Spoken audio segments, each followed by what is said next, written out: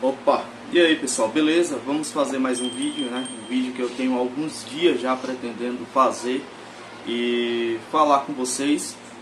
E vamos falar aqui hoje do amor de Cristo, né? No meio de tanta turbulência, no meio de tantas coisas, né? Tantas coisas que a gente tem passado, tantos falsos ensinamentos, tanto desespero, né? E isso não deveria fazer parte do povo escolhido, do povo de Cristo, né? Jamais. Essas coisas que têm acontecido no mundo, por mais triste, por mais que abata nossa alma, de certa forma, essas coisas elas devem sempre fazer com que a gente olhe para o foco, para o alvo que é Cristo. Essas coisas que têm acontecido é para que a gente se sinta mais seguro, a nossa fé mais alicerçada, porque a palavra de Cristo ela tem se cumprido a cada dia e ela não tem em nenhum momento sido falta com a gente, seja no entendimento, seja no que esperar e no que guardar. E por não ter essa esperança reavivada, por não entender o verdadeiro amor de Cristo, por não conhecer esse amor, é que as pessoas entram em desespero, né? Eu estava até assistindo um vídeo do Elder, e eu recomendo que vocês assistam o último vídeo dele. Eu vou depois compartilhar na aba comunidade. E as pessoas confundem, né, quando lá em Daniel fala-se que o conhecimento, né, chegaria em todas as partes, que os homens andariam de um lado para outro e o conhecimento se espalharia, que esse conhecimento seria o conhecimento da verdade, o conhecimento que traria paz à humanidade. Não é. É esses rios de doutrinas diabólicas que têm tomado conta.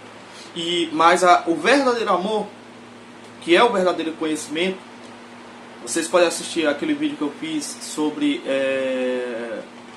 Lucas capítulo 16, se eu não me engano, onde tem: e conhecereis a verdade, e a verdade vos libertará. Ou João capítulo 8, tá? Tá aí no canal, porque agora eu esqueci. E lá a gente compreende o que é a verdade. Qual é a verdade que liberta? Quem é esta verdade? E como andar nessa verdade? Que é Cristo. A verdade que vos libertará não é o conhecimento do oculto, não é o conhecimento da cabala, não é o conhecimento do judaísmo, não é o conhecimento de conspiração. Essas coisas têm alguma importância na nossa vida, ao passo que isso não passa a ser primazia, não passa a tomar controle do nosso dia a dia. Como eu vejo muitos que estão em desespero. Dizem conhecer a Cristo, mas nega a sua piedade e a eficácia do poder dele. Vivem em tribulações, em seus próprios pecados, né? E muitos deles acabam acusando Satanás. Como muitas vezes acontecem coisas ruins na nossa vida, e a gente quer acusar o inimigo, né? Quer acusar o adversário. E muitas vezes é o próprio Deus provando o seu amor por nós. Porque Ele não quer que a gente caia, que a gente pereça. Ele vai lá e chama a atenção. Ele corrige a todos quanto Ele ama. E para a nossa leitura, eu vou ler 2 textos apenas. Vou comentar, como vocês sabem, eu gosto de comentar alguma coisa enquanto eu leio. E eu vou tentar me manter nesses 2 textos. E inicialmente vamos ler aqui 1 Coríntios capítulo 13. Eu acho que o próximo ano está chegando. Eu não ligo muito, para mim um dia que sucede o outro é uma rotina. Mas há um significado, obviamente, para muitas pessoas em uma passagem de ano, em uma data como foi agora o Natal. E por que não abrilhantar e fechar isso com chave de ouro?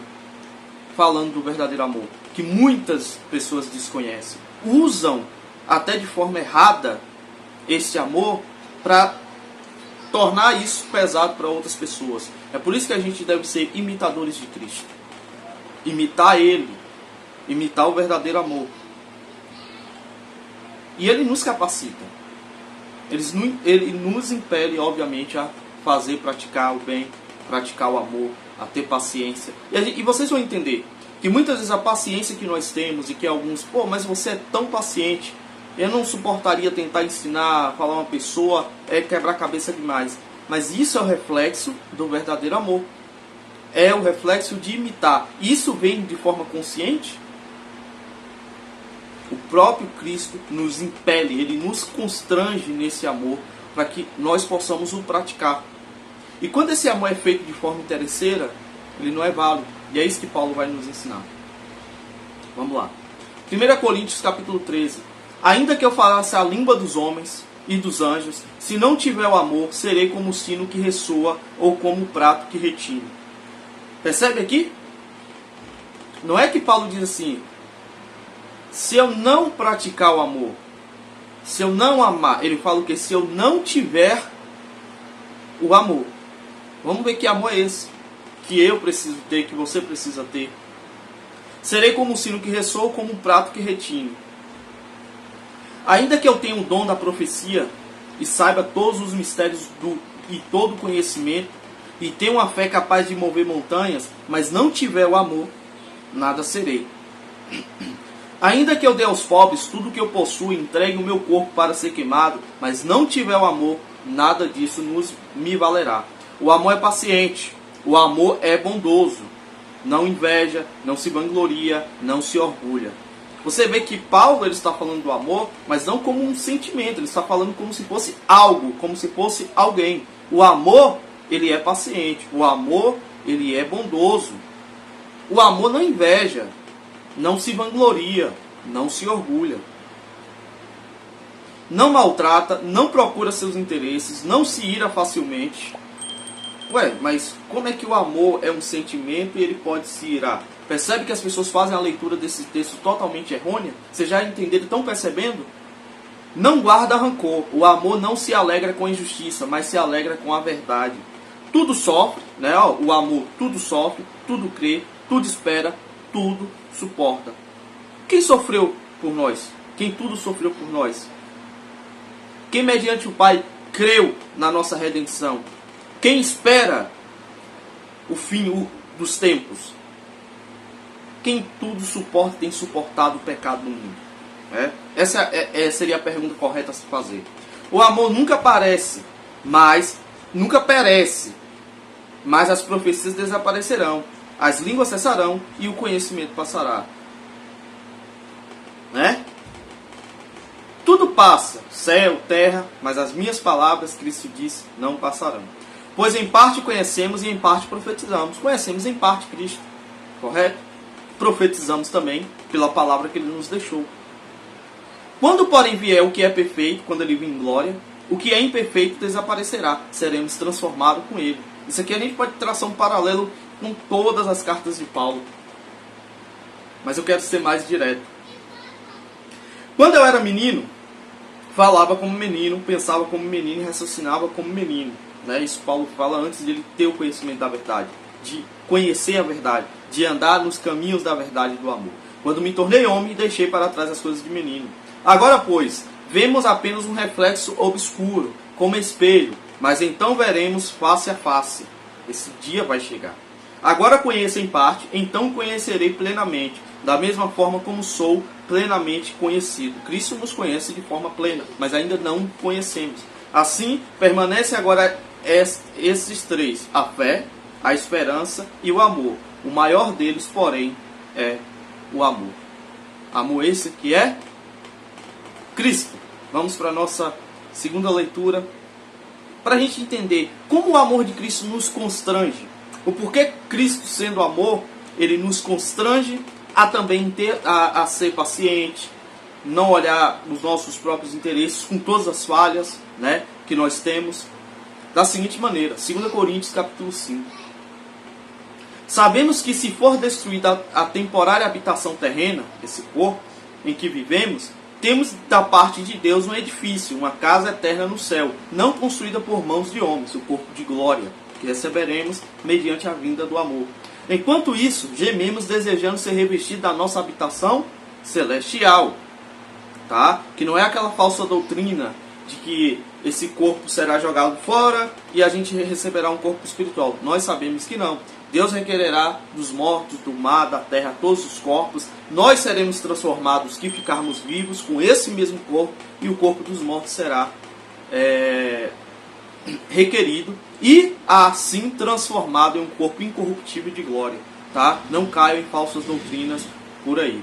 Porque estando vestidos não seremos encontrados nus, pois enquanto estamos nesta casa, gememos e nos angustiamos, porque não queremos ser despidos, mas revestidos da nossa habitação celestial, para que aquilo que é mortal seja absorvido pela vida. Foi Deus quem nos preparou para esse propósito, dando-nos o Espírito como garantia do que está por vir. Portanto, temos sempre confiança e sabemos que, enquanto estamos no corpo, estamos longe do Senhor. Por quê? Vivemos por fé e não pelo que vemos. Temos, pois, confiança e preferimos estar ausentes do corpo e habitar com o Senhor. Isso aqui, viver de forma a agradar o Espírito de Deus, a agradar, a buscar mais as coisas de Deus do que as coisas terrenas, obviamente. Por isso, temos o propósito de lhe agradar, que estejamos no corpo, que é o deixemos. Né? Enquanto vivos, devemos sim agradar, dar glória a Deus, fazer os seus propósitos, e quando morremos, entramos nessa glória perfeita, pois estamos garantidos, né? Pois todos nós devemos comparecer perante o tribunal de Cristo, para que cada um receba de acordo com as obras praticadas por meio do corpo, quer sejam boas, quer sejam mais. Vê porque este corpo, ele não será jogado fora? Esse corpo, ele será resgatado e transformado e purificado, essa matéria? Uma vez que conhecemos o temor do Senhor, procuramos persuadir os homens. O que somos está manifesto diante de Deus, e esperamos que seja manifesto também diante da consciência de vocês. Não estamos tentando novamente recomendar-nos a vocês, porém lhes estamos dando a oportunidade de escutarem em nós, para que tenham o que responder aos que se vangloriam das aparências e não do que está no coração, né? Daqueles que usam de sabedoria para cativar as pessoas, mas o coração está distante de Deus, não verdadeiramente pregando a sua palavra, mas pregando o conhecimento humano. E é por isso que vocês entram em desespero por muitas vezes ouvir estes homens. Não tem uma firmeza na palavra de Deus, coisa que não é recomendado em seus ensinamentos. Se enlouquecemos, é por amor a Deus. Se conservamos o juízo, é por amor a vocês. Quer dizer, o amor de Deus é loucura, né? Pois o amor de Cristo nos constrange, porque estamos convencidos de que um morreu por todos, logo todos morreram. Aqui entra a questão do batismo, eu fiz um vídeo sobre batismo também. E ele morreu por todos para que aqueles que vivem já não vivam mais para si mesmo, mas para aquele que por ele morreu e ressuscitou. De modo que de agora em diante, a ninguém mais consideramos do ponto de vista humano. Ainda que antes tenhamos considerado a Cristo dessa forma, agora já não consideramos assim, né? Paulo deixa muito claro, Cristo foi homem, nasceu em carne, como alguns tentam negar, mas hoje a gente já não considera ele mais assim, um menino morto, um homem pendurado no madeiro. Hoje ele está em glória com o Pai. Portanto, se alguém está em Cristo, é nova criação. As coisas antigas já passaram, eis que surgiram coisas novas.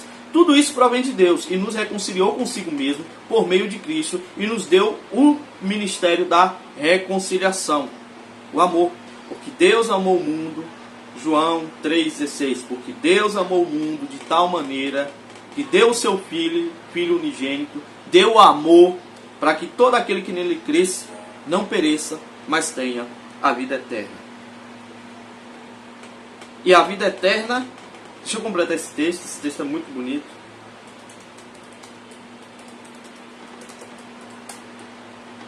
Quero ler direitinho para não, né?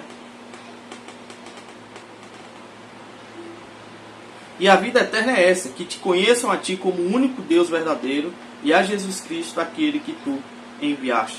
João 17, versículo 3. Essa é a vida eterna.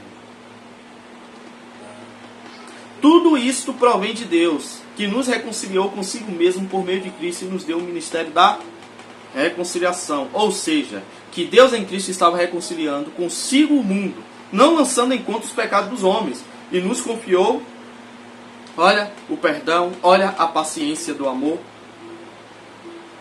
e nos confiou a mensagem da reconciliação. Portanto, somos embaixadores de Cristo, como se Deus estivesse fazendo o seu apelo por nosso intermédio. Por amor a Cristo, lhe suplicamos, reconciliem-se com Deus. Faça a mesma súplica a você ainda, que está aqui assistindo meu vídeo, mas não teve um encontro real com Cristo. Está perdido, em muitas filosofias, sejam elas cristãs, dentro das denominações, sejam nos canais de YouTube. Leia a palavra, leia o que Cristo tem a dizer, leia os apóstolos. Não tem entendimento? Procure alguém que lhe oriente nesse sentido, que você sabe que tem um conhecimento da palavra, sem fermento, sem filosofia humana. Deus tornou pecado por nós aquele que não tinha pecado, para que nele nos tornássemos justiça de Deus. E esse é o amor. Tudo suporta, tudo sofre, tudo crê, tudo espera. O verdadeiro amor não tem inveja, não se vangloria, não é orgulhoso. Como filho de Deus, ele poderia se vangloriar, se orgulhar, né? Guardar rancor. Mas não, ele se alegra com a justiça, se alegra com a verdade. Por mais que muitos aí tenham torcido a sua palavra, tentado macular esse amor, ele não se ira facilmente. Ele tem reservado tudo isso para o único dia onde ele vai julgar todos os homens e de forma justa, perfeita. E perante ele o que é imperfeito desaparecerá. Mas é necessário que nós passamos por essa prova de amor.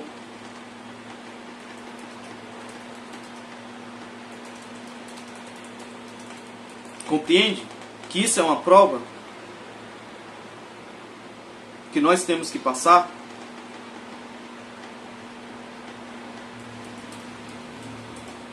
Por quê, irmãos? Nós nos assentaremos com Cristo, estaremos do lado dele. E como filhos ordeiros e obedientes, ele nos prova nesse mundo. Foi isso que Cristo prometeu, que aqui nós teríamos aflições, mas que nós tivéssemos bom ânimo. Cristo termina dizendo: eu venci o mundo. E a gente deve seguir esse exemplo. O Filho de Deus não teve paz e descanso nesse mundo, mas pregou o amor, teve paciência. Será diferente conosco?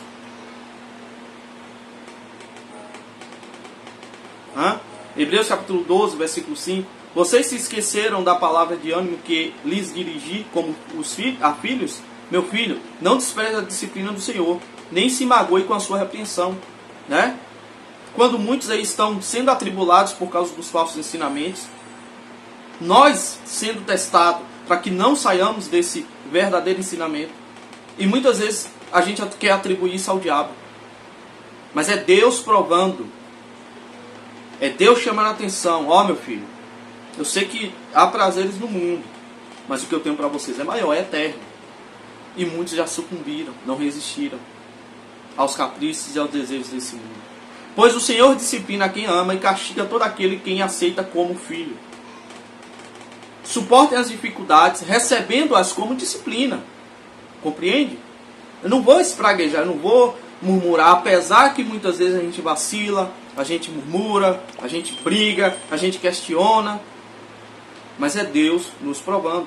E eu não estou falando de tentações humanas, porque Deus não tenta ninguém. Eu não estou falando de alguém estar imerso na pornografia, de alguém estar imerso em concupiscências, de alguém ter amor ao dinheiro, de alguém pagar o mal com o mal. Isso aí é tribulação humana. Isso aí é desejo da carne. E isso não é tentação de Deus. Deus não tenta ninguém. Mas quando Deus nos chama a repreensão, muitas vezes fecham a porta, pode acontecer. Porque, irmão, nós temos consciência que algumas portas, a gente sabe que se a gente entrar por ela, a gente vai tropeçar e vai cair. E tu acha que Deus vai abrir essa porta para você sabendo disso? Deus os trata como filhos, pois qual filho que não é disciplinado por seu pai? Qual? O pai que disciplina ama. Não ama? Quando eu chamo meu filho a atenção, porque eu não quero que ele se perca igual as demais crianças. Eu tenho essa compreensão sendo falho, como Jesus fala. Vocês sendo maus, dão boas dádivas aos seus filhos. Imagina um pai celestial. Se Deus nos considera como filhos, tu acha que ele não pode chegar em cada um desses filhos e chamar a atenção?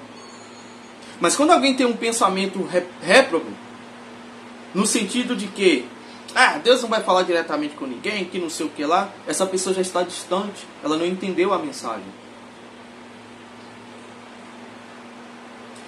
Se vocês não são disciplinados, e a disciplina é para todos os filhos, então vocês não são filhos legítimos, mas sim ilegítimos.